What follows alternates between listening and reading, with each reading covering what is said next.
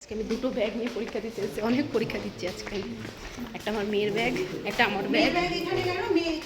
না, মেয়েরও যে দুটো বই নিয়েছি তাই জন্য। এই পিছনে যাচ্ছে আমাদের দীপা দিদি, আমার পিছনে সামনে যাচ্ছে আরও, সামনে ম্যাডামরাও আছে।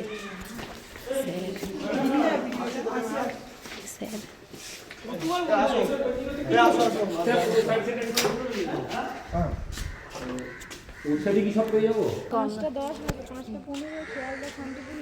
গঙ্গায় স্নান করবো আজকে আমরা। আচ্ছা, গঙ্গায় চান করবো যাতে আমাদের পরীক্ষার পাশটা আজকে আমাদের শিবরাত্রি হলো, আজকে শেষ হলো উপোস আমাদের। হ্যাঁ, আমরা আজকে উদযাপন করলাম।